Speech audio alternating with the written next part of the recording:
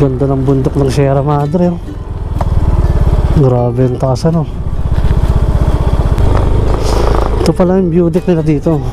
Ang dami nilang mga cabin dito, oh. May mga cabin pa dito.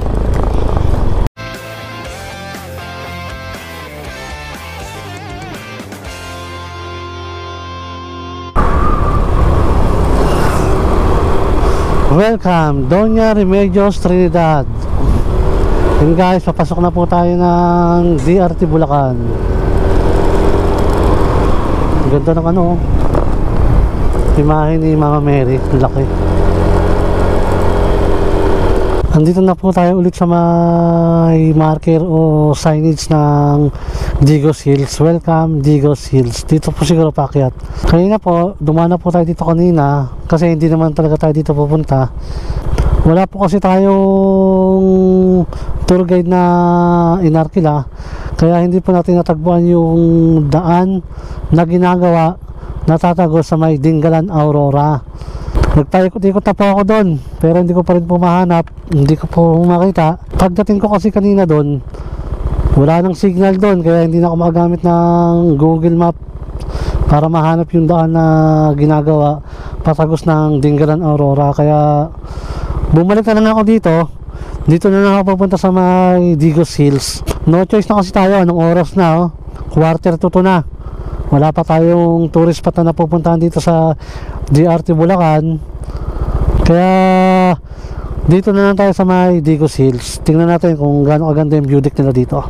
Alam ko pwede rin ditong mag-overnight. Tara, saka tayo. Tingnan natin.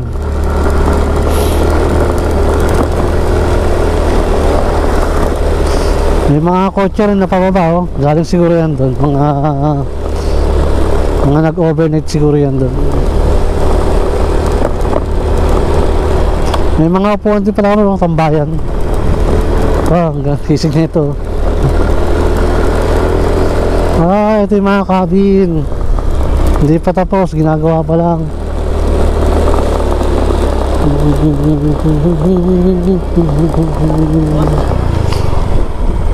Yan, meron ditong hinarong tayo dito. Ito na po sa right. Ay, hinarong tayo dito. Yes, boss. 50 lang po sa lang per head po. Okay. May bayad pa yung ano? Motor doon? Wala naman po parking fee, sir. Pwede naman po yung parking. Okay.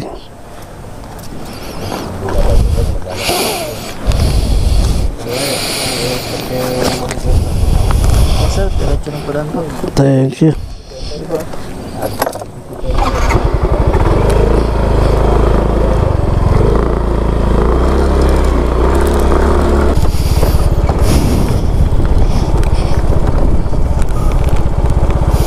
Ganda ng bundok ng Sierra Madre, oh.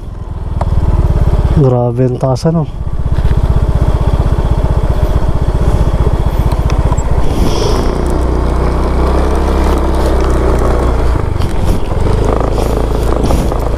Ganda ng mga cabin nila, oh. Ayun, oh. Astig, ano. Tarin natin sa baba, meron pa ata. Pag wala, kitan tayo ulit.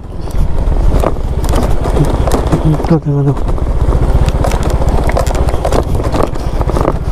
Ito pala yung view deck nila dito. Ang dami nilang mga cabin dito, oh. May mga cabin pa dito. Tapos ito yung kanilang ayun, ayun, yung swimming pool.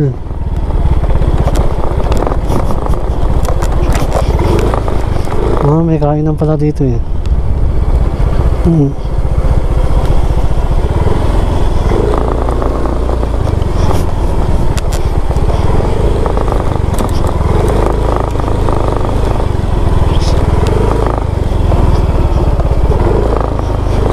Inside na, oh.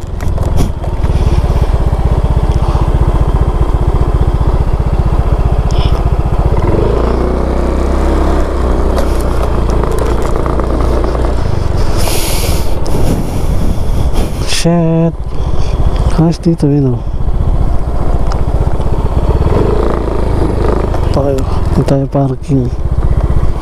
Guys, nandito na po tayo sa may Pinakataas ng Digos Hills.